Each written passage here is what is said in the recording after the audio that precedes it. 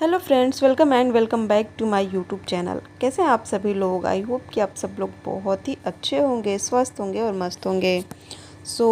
मैं आप लोगों को सबसे पहले सॉरी बोलना चाहूँगी क्योंकि मैं कोई भी वीडियो, कोई भी अपडेट आप लोगों के साथ शेयर नहीं कर पा रही हूँ।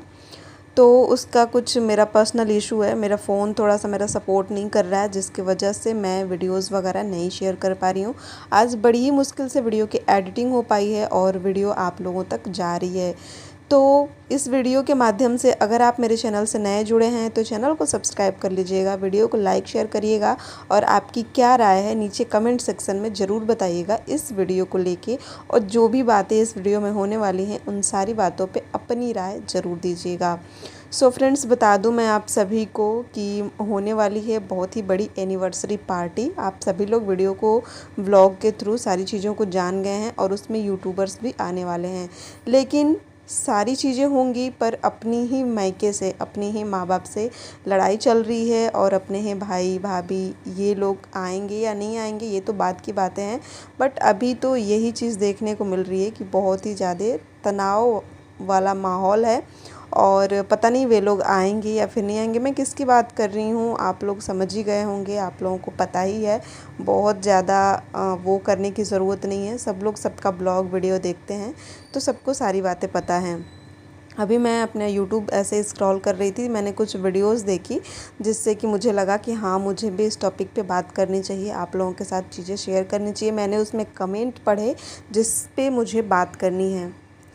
देखो, कोई भी किसी के पूरे लाइफ का साथी नहीं होता या फिर कोई किसी को अपने किसी मतलब कि मेरे कहने का मतलब है कि अगर आप किसी के लिए कुछ कर देते हैं तो ये ज़रूरी नहीं कि आप उसको पूरे लाइफ उस एहसान के धागे में बांध के रखें, ऐसा नहीं होता है।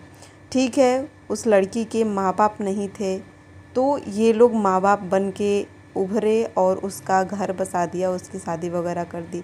उसमें भी उस लड़की का यही कहना है कि मेरे ऊपर एक पैसा किसी ने खर्च नहीं किया है, जो भी पैसा वगैरह लगा है सारी चीज़ें मेरे पापा की कमाई लगी है, मेरी कमाई लगी है, मेरे स्कूल की कमाई लगी है। हालांकि अभी भी उनका ज़मीन, उनका स्कूल वगैरह सब कुछ है। माँ नहीं है, बाप नहीं है, भाई नहीं है, बट उनकी संपत्ति आज भी अंशु के लिए बनी हुई है और उसी संपत्ति से अंशु की शादी ये लोग अपने दरवाजे से कर दिए थे। लेकिन अब इन लोगों का आपसी मतभेद की वजह से सारे रिश्ते जो है ना वो बिखर चुके हैं, तितर बितर हो चुके हैं। कहीं कुछ भी किसी के हाथ में नहीं है। कभी अंशु उन लोगों के लिए वीडियो बनाती हैं, कभी वे लोग अंशु के लिए वीडियो बनाते हैं। मैं यहाँ पे किसी को गलत ठहराने नहीं आई हूँ, ना ही मैं किसी को यहाँ पे दोष दे रही हूँ। लेकिन जो कुछ लोग ये कमेंट करते हैं ना, मैं उनसे पूछना चाहती हूँ कि आप लोग किस बेस पे ये जजमेंट करते हैं कि पर्टिकुलर एक ही पर्सन पूरी तरह से गलत है। किस बेस पे आप लोग ये जजमेंट करते हैं, मुझे कमेंट में ज़रूर बताइएगा। मुझे भी वो चीज़ जाननी है क्योंकि मैं भी सबकी वीडियोस देखती हूँ और उस किसी भी वीडियो में कोई भी बात पूरी तरह से क्लियर नहीं होती है। लेकिन फिर भी लोग, अभी मैं कमेंट पढ़ रही थी उसमें सिर्फ़ और सिर्फ निगेटिव कमेंट अंशु के लिए थे। अंशु बदल गई, अंशु स्वार्थी है, अंशु घमंडी है। मुझे तो कहीं से भी नहीं लगी वो, और अगर होगी भी तो वो उन लोगों का पर्सनल मामला है। अंशु ने कहीं भी ये नहीं दिखाया कि शुभम ने किसको कॉल किया था या फिर किसने शुभम की कॉल को इग्नोर किया या एक्सेप्ट नहीं किया या फिर उसके इनविटेशन को उनके एक्सेप्ट नहीं किया। ये इसके जिक्र अंशु ने नहीं किया।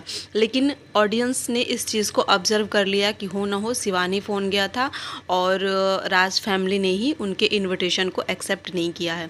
हो सकता है कोई और रिश्तेदारी हो जिससे उनके अनबन चल रही होगी।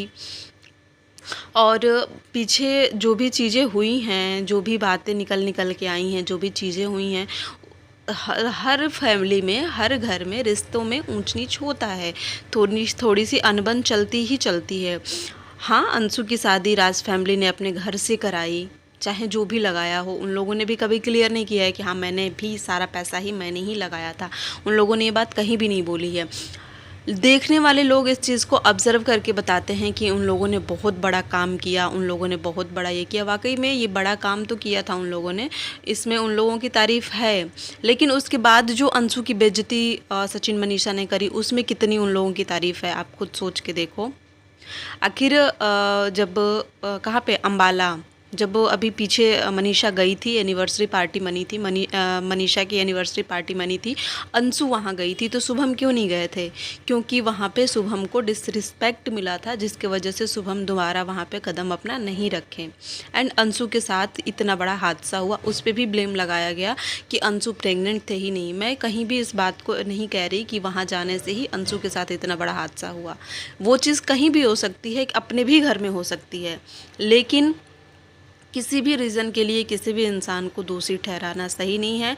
एंड एनिवर्सरी पार्टी होने वाली है, देखते हैं कौन से यूट्यूबर आ रहे हैं। अनाउंसमेंट तो बहुत से नाम का हुआ था, बट अभी ये है कि कोई भी यूट्यूबर नहीं आ रहा है। गिने चुने जो फैमिली मेम्बर के जैसे हैं वही लोग आ रहे हैं। सो आप लोग इस वीडियो में अपनी राय ज़रूर दीजिएगा, चैनल को सब्सक्राइब कर लीजिएगा, वीडियो को लाइक शेयर करना बिल्कुल भी मत भूलिएगा। चैनल को सब्सक्राइब करके अपना प्यार और अपना सपोर्ट ज़रूर दीजिएगा। और अंशु को एनिवर्सरी की बहुत सारी बधाइयाँ, बहुत सारी शुभकामनाएं। हमेशा अपने लाइफ में आगे बढ़ो, तरक्की करो और हमेशा खुश रहो। बाकी दुनिया क्या बोलती है उससे कोई फ़र्क नहीं पड़ता, उसको बोलने दो, उससे कोई मतलब नहीं है। अपने बड़ों की इज्जत करो।